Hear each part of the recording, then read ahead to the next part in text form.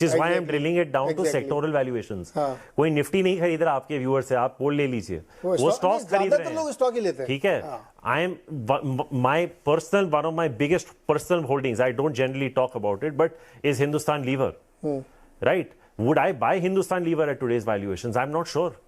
At 45 times. तो आप मुझे ये बता दीजिए कि आज की रेट में which stock, forget the market whether it's at 80, because stocks will be expensive at even 7,000 Nifty, Neeraj ji, and stocks will be cheap at even 18,000 Nifty. You have to find those stocks. The actual headline, that's a different issue. That actually that headline number does not matter whether it's 18 or not. कुंज की बात चलते, कुंज ये बात जो राहुल कह रहे हैं कि कैपेक्स अनाउंस हो गया, अब रोज जो थोड़ी कैपेक्स होगा, या आपने एक बार कार खरीदी तो रोज जो थोड़ी कार खरीदेंगे, तो ये जो 20% की क्रेडिट ग्रोथ आ रही है, सारे बैंकर्स एकदम बुलिश हैं, ट्रिपल बैलेंस शीट बिल्कुल हमारी क्लीन है. आप बताइए कि ये बुलिशनेस का क्या एक सिर्फ ये कारण हो सकता है कि म्यूचुअल फंड के पास 13,000 करोड़ की SIP आ रही है हर महीने, इंश्योरेंस का पैसा आ रहा है, एक सेकंड क्वेश्चन कंप्लीट कर लूं, और PF का पैसा आ रहा है, तो वो एक जो 4-5 लाख करोड़ का एक कॉर्पस आ रहा है, इसलिए हमको बुलिश होना चाहिए. आप कुछ ऐड करना चाह रहे हैं? नहीं, मैं एक ही चीज बोलना चाहता हूं, and this would probably put a few things in context. जो आपकी डोमेस्टिक म्यूचुअल फंड इंडस्ट्री का साइज जिस दिन प्राइम मिनिस्टर ने डिमोनेटाइजेशन अनाउंस किया था, उस वक्त आपकी म्यूचुअल फंड इंडस्ट्री का साइज 4.5-5 लाख करोड़ था. आज वो सिर्फ निपॉन इंडिया म्यूचुअल फंड का साइज है.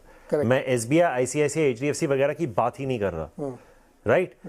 लेकिन आप 2019 से आज तक का AUM निकाल लीजिए म्यूचुअल फंड इंडस्ट्री का. This is what I do for a living, so I can tell you it has been between 35 lakh crores to 40 lakh crores. It has not fallen below 35, it has not grown above 40. This is why your market is not breaking down or breaking out. वो एक steady, वो the water has found its level. तो आपका इस साल भी FIIs have sold $35 billion cash.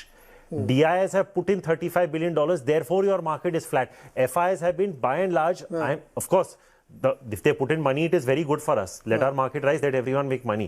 But this is the first time at a headline to headline level from last Diwali to this Diwali where FIIs were rendered ineffective in the Indian capital market for the first time. अगर आपका DII support नहीं था, आप और मैं आज 5-6 हजार Nifty पे बात कर रहे होते with this kind of FII selling. So what I'm trying to say is that it is not to be assumed that just because it has happened, it will keep happening. हाँ, it will keep happening or not. कुंज बताइए आप, क्या ये लगातार चलता रहेगा? अगर FII का पैसा नहीं आ रहा तो DIIs कितने दिन तक इसको सस्टेन करेंगे? जी देखिए, क्या होता है कि एक इकोनॉमी है, ग्लोबल हो गई, या हम फिलहाल हमारा डिस्कशन इंडिया पे रखते हैं, जो ग्रो हो रही है, नहीं हो रही है, कितने पे हो रही है, लॉन्ग टर्म लेना चाहते हैं, शॉर्ट टर्म लेना चाहते हैं, वो आपके ऊपर है. अब सिंस हम इंडियन इकोनॉमी की बात कर रहे हैं, तो खराब से खराब प्रेडिक्शन भी माने तो 6% के आसपास GDP ग्रोथ रेट का एक्सपेक्टेशन है. आप 5 कर लीजिए, मुझे कोई दिक्कत नहीं है. अगर लगता है कि थोड़ा और आने वाले टाइम में कई सारे इंपैक्ट आ जाएंगे, हालांकि जो बहुत बड़ा पॉजिटिव इंडियन इकोनॉमी के लिए हो गया है कि ब्रेंट जो $100 के आसपास चला गया था 95-96, वो अब 80 पे आ गया है.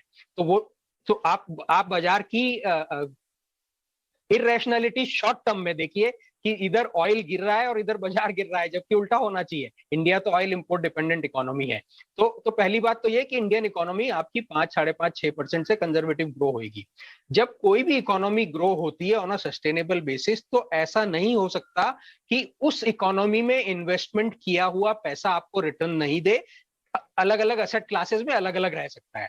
हम इक्विटी की यहाँ बात कर रहे हैं, तो इक्विटी को मैं बोलूंगा कि एक कंजर्वेटिव बेसिस पे अगर 6% आपकी इकोनॉमी ग्रो हो रही है, तो उसको आप 1.5x यानी कि 9% एनुअलाइज रिटर्न तो आराम से आप मान के चलिए.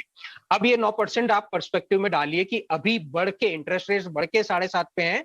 मुझे लगता है कि अगले 5-6 महीने में जब इन्फ्लेशन सेटल हो जाएगा, RBI का व्यू सेटल हो जाएगा, शायद ग्लोबल सेटलमेंट भी आ जाएगा, तो वापस 7 नहीं तो 6.25 के आसपास, या 6.5 नहीं है भी आई तो उस 7% के सामने आपको 9% इक्विटी मार्केट से रिटर्न मिलेगा.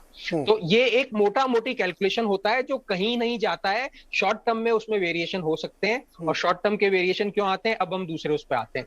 शॉर्ट टर्म के वेरिएशन ऑब्वियसली एक तो लिक्विडिटी इनफ्लो की वजह से आते हैं. करेक्ट. आपके पास बहुत बढ़िया आपने शोरूम खोला या आपने रेस्टोरेंट खोला, पर अनफॉर्चुनेटली किसी भी वजह से उसमें कस्टमर नहीं आ रहे, कोई खरीदने नहीं आ रहा है, तो धंधा नहीं होगा. तो ऐसे ही आपकी इकोनॉमी है, आपकी बहुत कंपनीज अच्छा कर रही हैं, आपके शेयर लिस्ट हो गए, पर अगर उनमें कोई बायर नहीं आ रहा है, तो तो उनके भाव ऊपर नहीं जाएंगे, उनका वैल्यूएशन नहीं बढ़ेगा। वो एक शॉर्ट टर्म, इनफैक्ट कई बार मीडियम टर्म फेनोमेना भी रह सकता है, जैसे हमने पब्लिक सेक्टर बैंक्स में देखा कि करीब करीब 7-8 साल की मंदी के बाद अब चलना शुरू हुए हैं, क्योंकि नंबर्स में इंप्रूवमेंट दिखा और बाजार ने 1 क्वार्टर 2 क्वार्टर का नंबर नहीं देखा, उन्होंने सस्टेनेबली देखा कि हाँ ठीक है, वाकई में इंप्रूवमेंट हो रहा है क्या। तो वो एक फैक्टर आता है, और मैं और बातें कर सकता हूं पर मेरा जवाब शायद लंबा होता जा रहा है। हाँ। तो मुझे लगता है ये एक बहुत इंपॉर्टेंट बात है कि fundamental improvement economy macro level पे, माइक्रो लेवल पे कॉर्पोरेट्स का और फिर बायर्स का आना, ये बाजार को डिसाइड करे।